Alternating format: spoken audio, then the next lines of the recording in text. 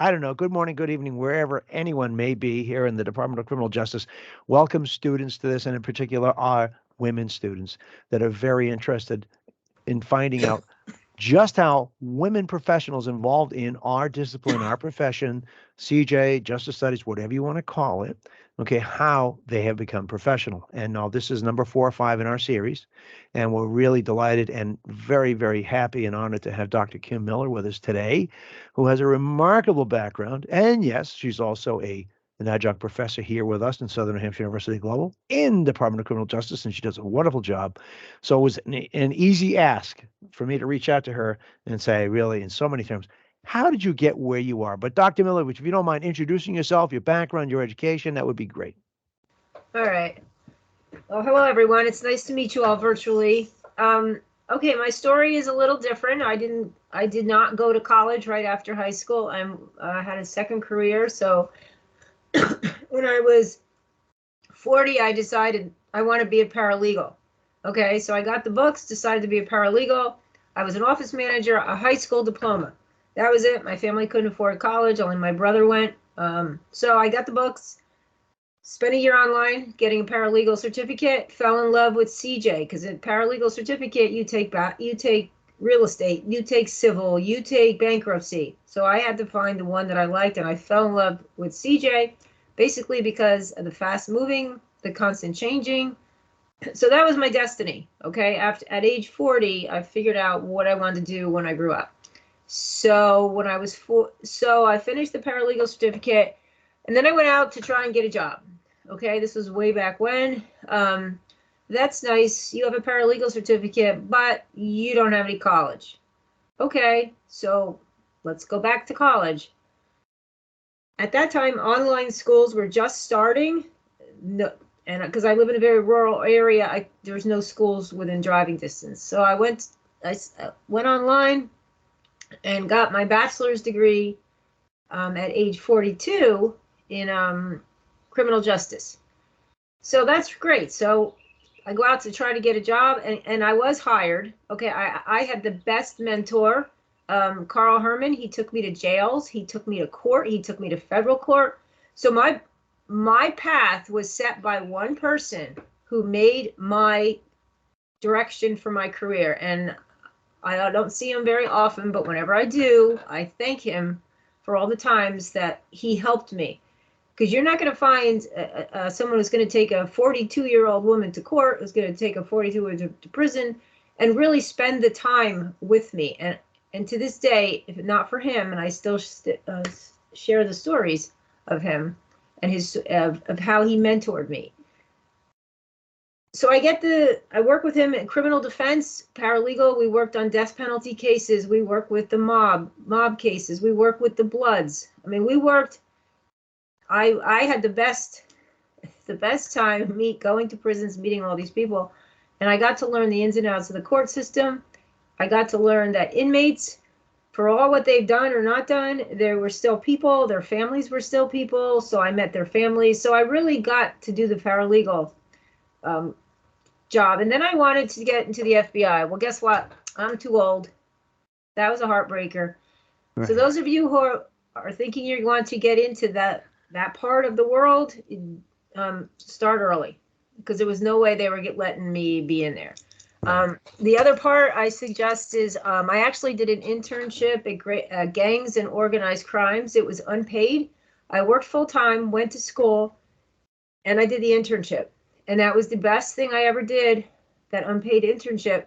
I met people that helped me in the future, and I put that on my resume. That opened a lot of doors. And what I started to see, I did not come from a police background. Nobody in my family was involved with anything to do with CJ. So I knew no one.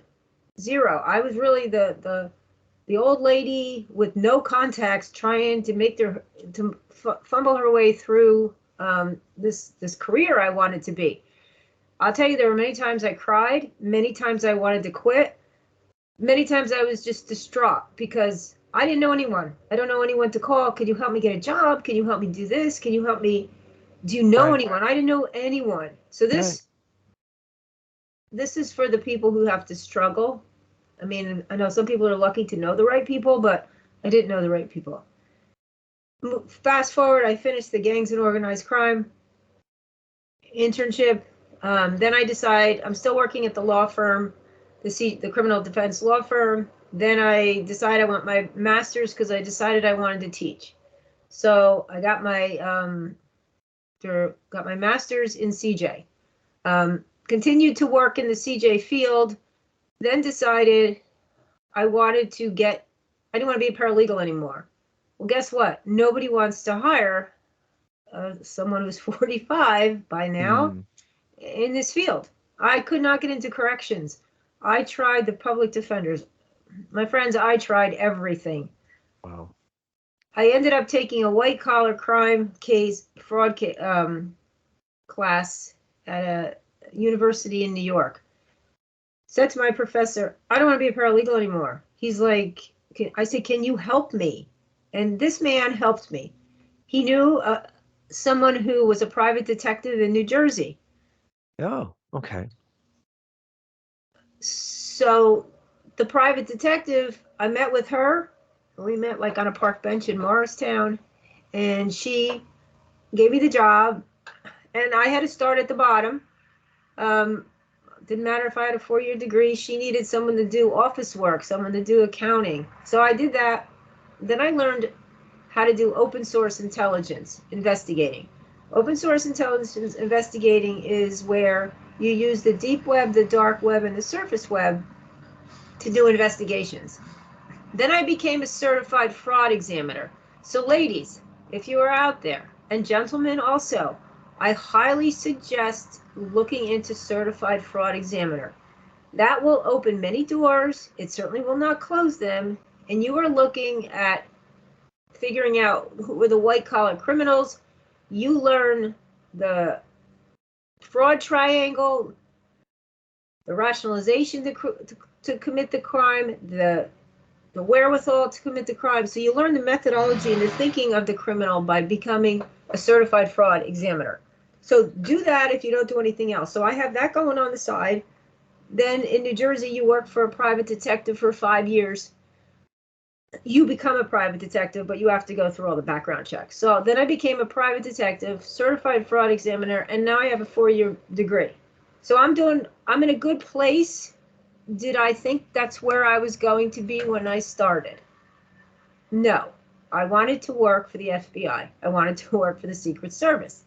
Well, they actually don't even hire people for office work. So I figured, well, okay, I don't have to be in the field. They didn't even want to hire me. The Army, I was too old to do anything.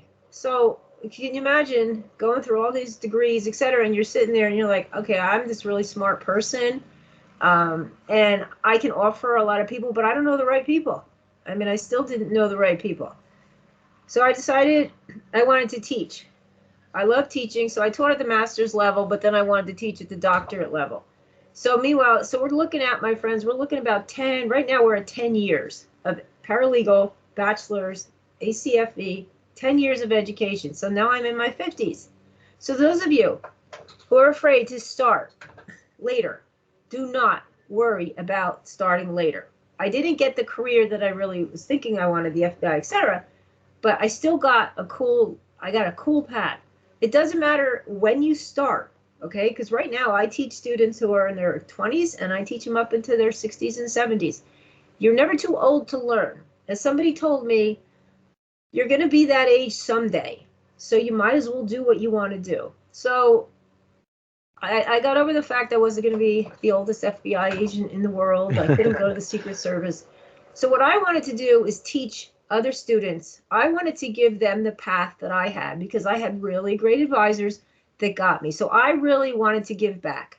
So teaching gave me the chance to give back. So right now I'm a certified fraud examiner, a private detective, and I'm a director of intelligence analysis at a law firm. So what I do is open source intelligence there, and I work with a lot of staff.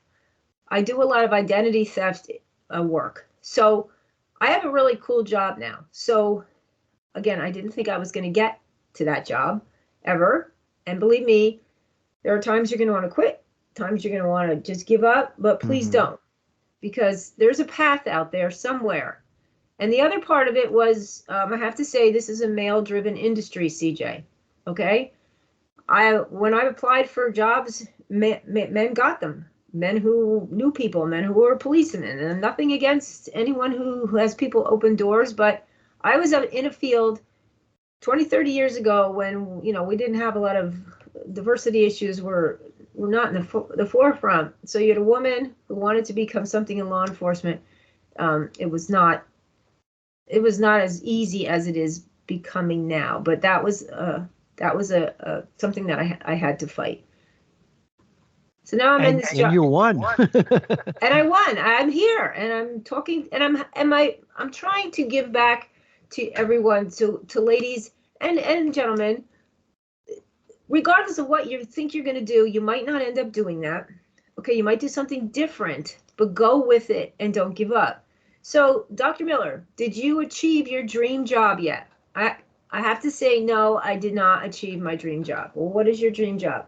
My dream job, why I got the doctorate, was to be a full-time professor and I never got that. I'm a part-time professor at several universities, which is great opportunity. But the reason I went for the doctorate was to get a full-time teaching job. And it still hasn't happened. Okay. I keep applying, but it's not happening. So where I am now, at some point in life, you just decide, okay, I'm okay where I am now.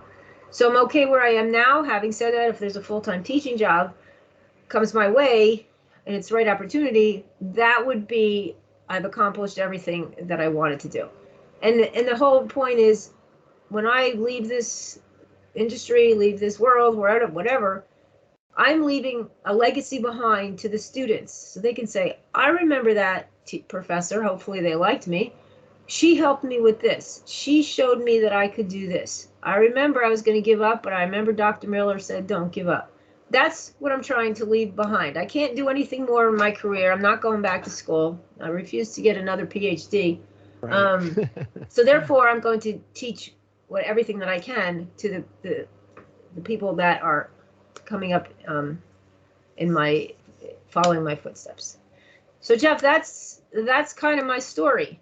That is, okay, anyone listening, if you don't think I hit a home run by inviting Dr. Miller here today, please let me know, because, and I'm not just saying this because you're a great teacher and all that sort of thing, and you're part of our teaching family here, is that your journey, what you've described, underscores everything that someone needs to do to be successful and content, happy, and leading that purpose-driven life and making a difference. I heard nothing but grit, perseverance, dedication, determination, never quit. Those are the things that come before content and et cetera.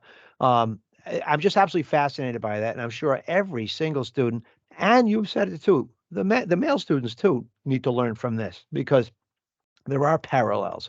But overcoming what you did, especially in a male-dominated industry, there's no question about that, is not easy to do. So I hope that everyone picked up on what you've done so far.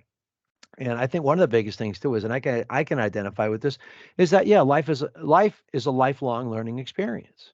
That you don't give up, and it's not age related per se, but I think it sounds to me you're in the right spot, because I know you teach really, really well. You're a great asset to the program. And so if any of the students, female or otherwise, or even instructors, have any questions about your journey and maybe recommendations or mentoring or counseling, would you mind if they reached out to you? No problem. I would be happy to help anyone. Yeah, that's awesome. Giving back is a very rewarding and honorable thing, and having that opportunity, it really is. So any last words of wisdom, Doc? I mean, you really summed everything up. That's actually worthy of a book or a movie or both. I can tell you that. And looking back at it, it's like, oh my gosh, I did all that. Yeah, right. That was 16. Right. That was 16 years of my life. Yeah. No, but I'm just for anyone, just be proud of live in the moment of what you've accomplished now. Mm-hmm. Don't look back and say, oh, I should have done that, because we all should have done many things. So be in the moment where you are and slowly look forward, but don't look forward too far. Look a month ahead, 2 months, maybe a year, depending on your degree program or your job. And then that's it. Let the journey take you. Okay, but in the interim, reach out to me for any help or any of your professors or Dr. C, because we're all here to help you. Yes. Because you're going to make mistakes, and that's part of it. But again, live in the moment and don't look back. And try to, if you can, learn from any mistakes that I might have made or whatever. But other than that, just don't give up, because there's a door out there for you waiting. Absolutely. But you're right. Don't give up. Things don't always unfurl overnight. Wow. So with that said, I can't wait to upload this to the YouTube channel. I can't wait to distribute this. I'm sure the feedback is going to be phenomenal. Anyway, Dr. Miller, I would love to steal you for another one of these things, part two, and bring you into our podcast series as well. I think that would be great if you're up That's for fine. that. Yeah, Oh, I'd like to sweet. do that. That's great. Yeah, that'd be great. We have a very lively Agents of Change podcast series. Everyone keep an eye on that. We're on 3 different channels, Spotify, Podbean, etc. That's coming too. And once again, Dr. Miller, thanks for being part of our SNU family. Thank you for all the great work you do for our students. And thank you for representing so well, what a successful woman in this discipline, in this field, has had to do and has done to And get where still you are. has to do. And Still, you, of course, it's a never-ending battle. It's never ending. yeah, There's no it's such never thing as ending. no, no. You just keep your nose to the grindstone, even if the nose wears off. But nonetheless, so I will stop the recording right now, and let me see, make sure I get this right. Stop recording.